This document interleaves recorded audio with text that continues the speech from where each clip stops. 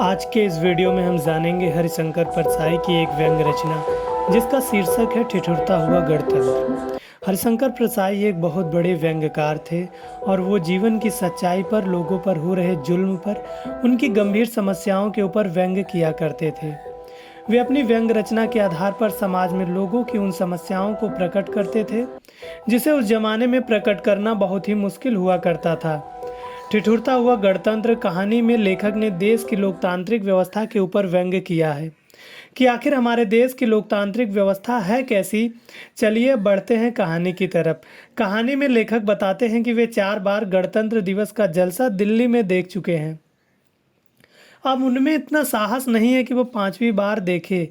आखिर बात क्या है कि वो वहाँ का प्रोग्राम देखकर नहीं थके हैं, वे वहाँ पर दिए गए आश्वासन सुन सुनकर थक गए हैं, जो सिर्फ कहानी के होते हैं, करने के नहीं। जो कहने के होते हैं, करने के नहीं। ये बताते हैं कि 26 जनवरी के पहले ऊपर बर्फ पड़ जाती है, शीतलहर आती है, बादल छा जाते हैं, बूंदाबांदी होती रहती है और सूर्य छिप जाता है। दरअसल उन्होंने सूर्य को, शीतलहर को, बादल को, इन सब को मोहरा बनाया है अपनी असली बात लोगों तक पहुंचाने के लिए।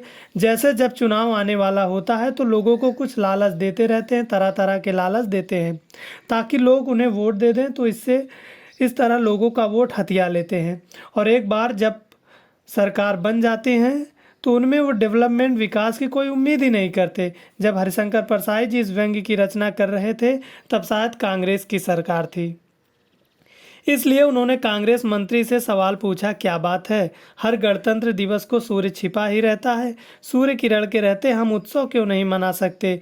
तो परसाई जी कहने का मतलब यह था कि हम आपको सत्ता में लेकर आते हैं तो आपकी रिस्पॉन्सिबिलिटी बनती है कि आप देश को अंधेरे में से उजाले की ओर ले जाएं। हमारा देश अभी भी अंधेरे में है, ऐसी क्या वजह है कि हमें कोई विकास की किरण नज़र नहीं आती। वहीं इसके ऊपर कांग्रेस मंत्री ये जवाब देते हैं, जरा धीरज रखिए, हम कोशिश में हैं कि सूर्य बाहर आ जाए, पर इतने बड़े सूरज को बाहर निकालना आसान भी थोड़ी है, वक्त लगेगा, हमें सत्ता के कम से कम 100 वर्ष तो दीजिए।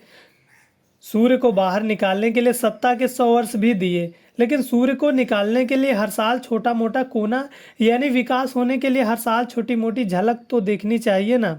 अगर आप वाकई में कुछ कर रहे हैं तो उसका रिजल्ट भी कुछ दिखेगा। सूर्य कोई बच्चा तो नहीं है कि अंतरिक्ष की कोख में अटका है जिसे आप ऑपरेशन करके एक दिन में ही निकालेंगे। अगर आप ये समझते हैं कि आप बिना एग्ज़ाम दिए, बिना पढ़ाई किए, बिना प्रॉपर ट्रेनिंग, बिना कोचिंग क्लासेस अटेंड किए सीए बन जाएं, तो एक चीज़ होगी ना, आसमान में टपके खजूर में अटके। फिर जब परसाई जी ने एक और कांग्रेस मंत्री से पूछा तो वे कहने लगे कि हम तो पूरी कोशिश में हैं, हम हर साल कोशिश करते हैं कि सूर्य बाहर निकल आए, लेकिन क्या करें, कोई ना कोई अड़चन निकाल ही देता है। लेकिन हम वादा करते हैं कि अगले गणतंत्र दिवस पर हम सूर्य को जरूर निकाल देंगे। यहाँ पर भी परसाई जी कहते हैं कि सूर्य को निकालने की क्या ज़रूरत है, क्या बादलों को हटाने से काम नहीं चल सकता। वहीं यहाँ पर बादलों का असली अर्थ यह है करप्शन, यानी काला धन। जहाँ परसाई जी का कहने का मतलब यह है कि अगर आप काले धन को हटा देते तो अपने आप देश का विकास होने लगेगा। फिर भी परसाई जी कहते हैं कि मैं इंतज़ार करूंगा जब भी सूर्य निकलेगा। आगे वे बताते हैं कि स्वतंत्रता दिवस भीगता है और गणतंत्र दिवस ठिठुरता है। उनके कहने का मतलब ये है कि स्वतंत्रता दिवस कब आता है, 15 अगस्त को। गणतंत्र दिवस कब आता है, 26 जनवरी को। यानी जिस समय स्वतंत्रता दिवस आता है उस समय सावन का महीना चल रहा होता है और उस समय बहुत बारिश होती है, इसलिए स्वतंत्रता दिवस भीगता है। और गणतंत्र दिवस कब आता है, 26 जनवरी को। यानी इस समय शीतलहर होती है, ज़्यादा कड़कती ठंड पड़ती है, इसलिए गणतंत्र दिवस ठिठुरता है। गणतंत्र दिवस के मौके पर कड़ाके की ठंड पड़ती है कि कोर्ट से हाथ बाहर निकालने का मन ही नहीं करता। लेकिन रेडियो में कहा जा रहा है कि प्रधानमंत्री और विदेशी मेहमानों का तालियों से स्वागत हो रहा है। वहीं परसाई जी इधर उधर देखते हैं, फिर उनको दिखाई देता है कि मैदान पर, ज़मीन पर वे लोग ताली बजा रहे हैं जिनके पास हाथ गरमाने के लिए कोर्ट तक नहीं है। और ऐसा प्रतीत होता है कि गणतंत्र ठिठुरते हुए हाथों की ताली पर टिका है, क्योंकि जिनके पास हाथ गरमाने के लिए कोट है वे तो कोट अपने हाथ में छिपा लेते हैं, मगर वे गरीब लोग जिनके पास हाथ गरमाने के लिए कोट नहीं है, सिर्फ वही लोग गणतंत्र दिवस पर हाथ गरमाने के लिए तालियां बजा रहे हैं। फिर परसाई जी राज्य की झांकियों के बारे में बतलाते हैं, जहां वे कहते हैं कि जहां वे कहते हैं कि सत्यमेव जयते भले ही हमारा मोटो है, मगर झांकियां झूठ बोलती हैं। राज्यों में हो रहे दंगे को तो झांकियों में नहीं दिखाया जाता है।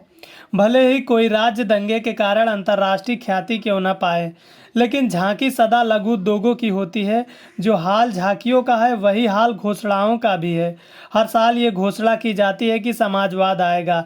हर दल हर पार्टी ये दावा करती है कि हम समाजवाद को लेकर आएंगे, परंतु आज तक समाजवाद ही नहीं आया। बात दरअसल ये है कि समाजवाद तो आना चाहता है, परंतु समाजवादियों में ये आपस में धूल धब्बा हो रहा है, छीना झपटी हो रही है कि हमें समाजवाद लेकर जाऊंगा, नहीं मैं समाजवाद को लेकर आऊंगा। पर यहाँ कोई समाजवाद लेकर नहीं आना चाहता है। सब सिर्फ दावा करते रहते हैं कि सिर्फ दावा। एक तरफ समाजवाद परेशान है तो दूसरी तरफ जनता परेशान है, परंतु समाजवाद तो समाजवादियों ने ही रोक कर रखा है। अब आप लोग भी सोच रहे होंगे कि समाजवाद होता क्या है। समाजवाद एक ऐसी विचारधारा है जिसके तहत यह माना जाता है कि समाज का हर एक सदस्य समान है और जो धन या संपत्ति है वो समाज के हर सदस्य को बराबर में बंटनी चाहिए। यही समाजवाद कहलाता है। इस कहानी के माध्यम से परसाई जी सिर्फ एक ही बात करना चाहते हैं कि इस देश में जो जिसके लिए प्रतिबद्ध है वही उसे नष्ट कर रहे हैं।